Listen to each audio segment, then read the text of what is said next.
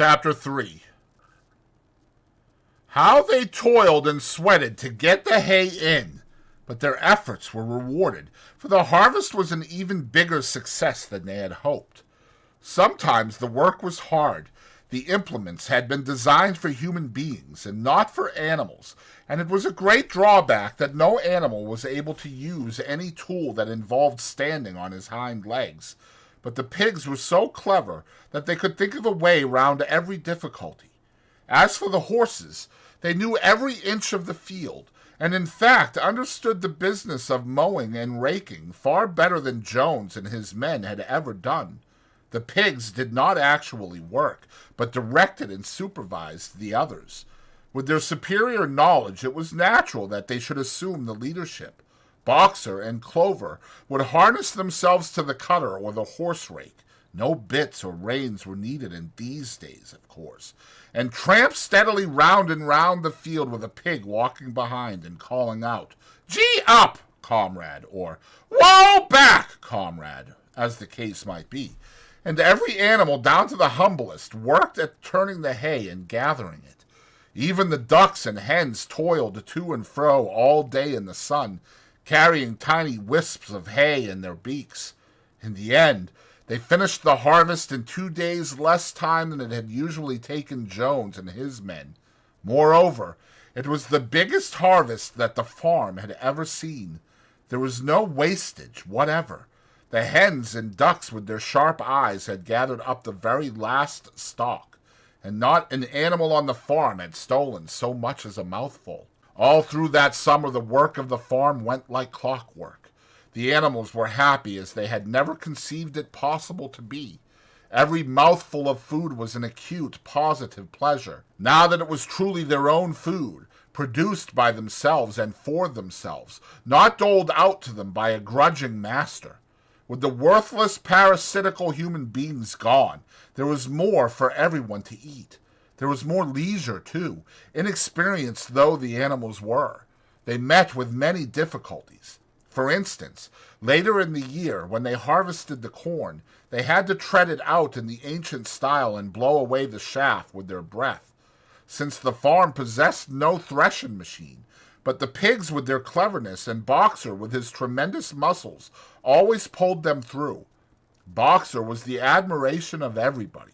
He had been a hard worker even in Jones's time, but now he seemed more like 3 horses than 1. There were days when the entire work of the farm seemed to rest on his mighty shoulders. From morning to night he was pushing and pulling, always at the spot where the work was hardest. He had made an arrangement with one of the cockerels to call him in the mornings half an hour earlier than anyone else, and would put in some volunteer labor at whatever seemed to be most needed before the regular day's work began. His answer to every problem, every setback, was, "I will work harder," which he had adopted as his personal motto. But everyone worked according to his capacity. The hens and ducks, for instance, saved 5 bushels of corn at the harvest by gathering up the stray grains. Nobody stole. Nobody grumbled over his rations. The quarreling and biting and jealousy, which had been normal features of life in the old days, had almost disappeared. Nobody shirked, or almost nobody. Molly, it was true, was not good at getting up in the mornings, and had a way of leaving work early on the ground that there was a stone in her hoof. And the behavior of the cat was somewhat peculiar.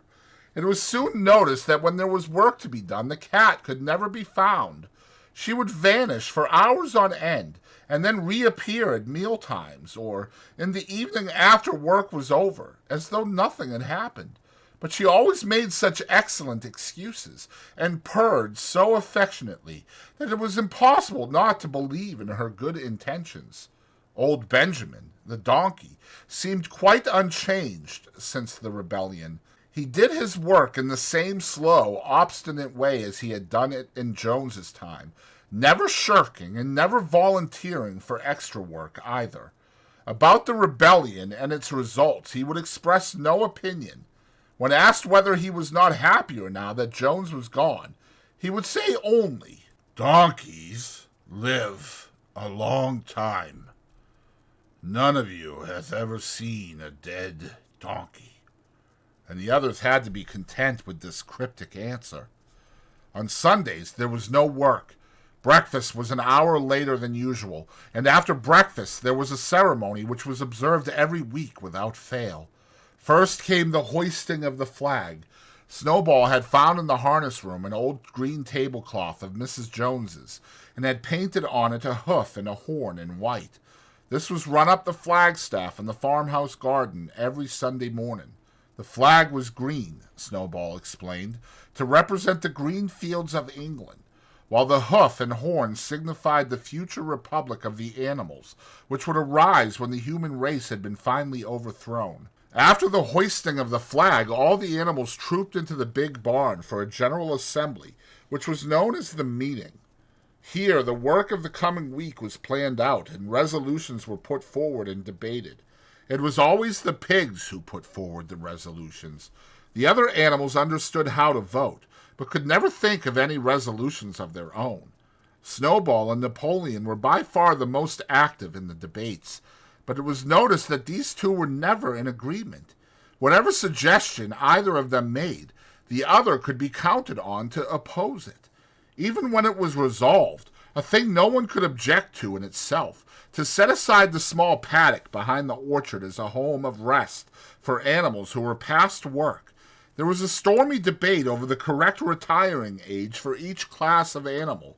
The meeting always ended with the singing of Beasts of England, and the afternoon was given up to recreation. The pigs had set aside the harness room as a headquarters for themselves. Here, in the evenings, they studied blacksmithing, carpentering, and other necessary arts from books which they had brought out of the farmhouse. Snowball also busied himself with organizing the other animals into what he called animal committees.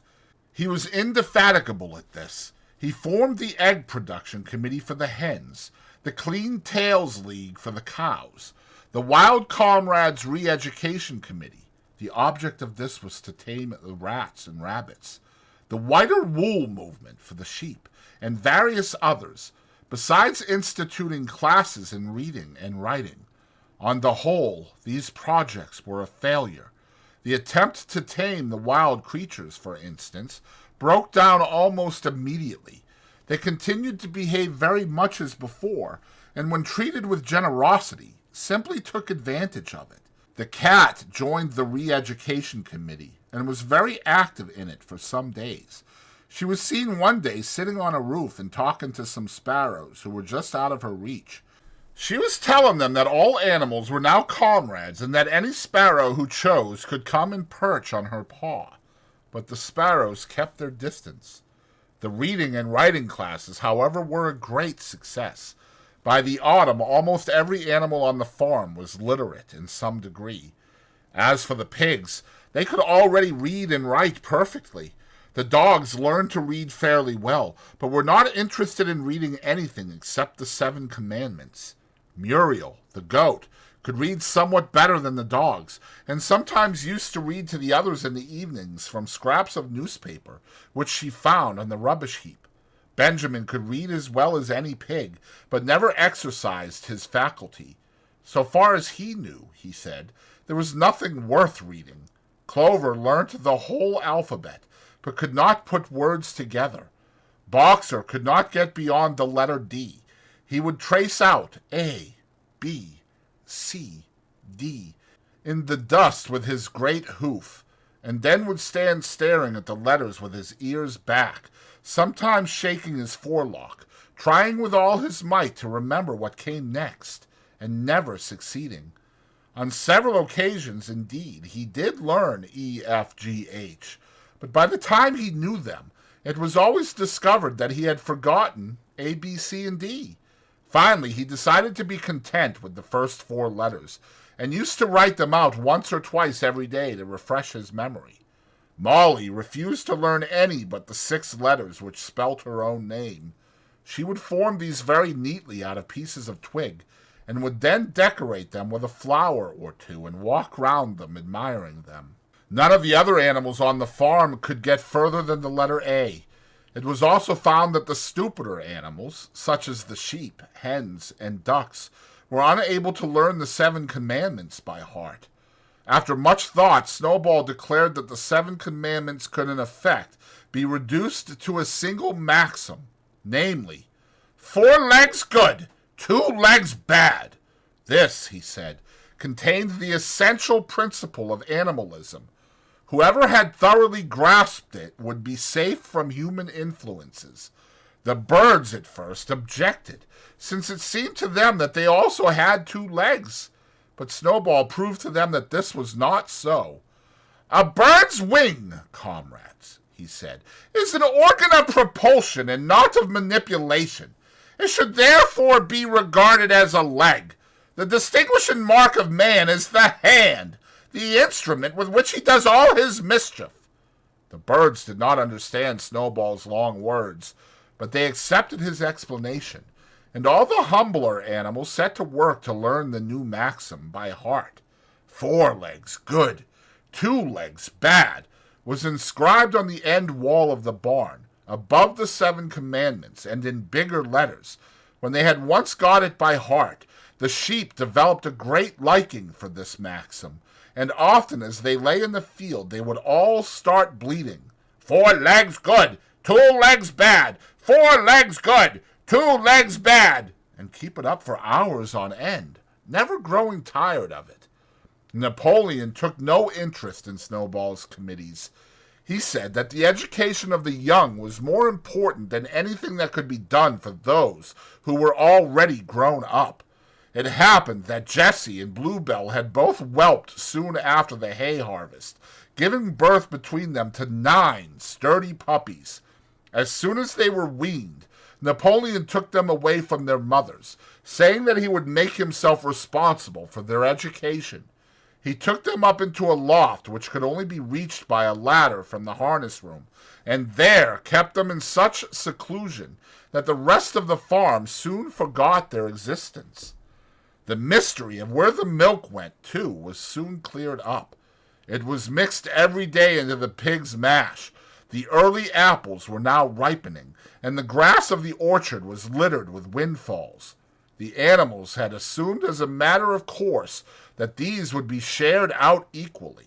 One day, however, the order went forth that all the windfalls were to be collected and brought to the harness room for the use of the pigs. At this, some of the other animals murmured, but it was no use. All the pigs were in full agreement on this point, even Snowball and Napoleon. Squealer was sent to make the necessary explanations to the others. "Comrades," he cried, "you do not imagine, I hope, that we pigs are doing this in spirit of selfishness and privilege. Many of us actually dislike milk and apples. I dislike them myself. Our sole object in taking these things is to preserve our health. Milk and apples, this has been proved by science, comrades, contains substances absolutely necessary to the well-being of a pig. We pigs are brain workers. The whole management and organization of this farm depend on us. Day and night, we are watching over your welfare. It is for your sake that we drink that milk and eat those apples. Do you know what would happen if we pigs failed in our duty? Jones would come back. Yes, Jones would come back. Surely, comrades," cried Squealer almost pleadingly, skipping from side to side and whisking his tail. "Surely there is no one among you who wants to see Jones come back." Now, if there was one thing that the animals were completely certain of, it was that they did not want Jones back. When it was put to them in this light, they had no more to say. The importance of keeping the pigs in good health was all too obvious. So it was agreed, without further argument, that the milk and the windfall apples, and also the main crop of apples when they ripened, should be reserved for the pigs alone.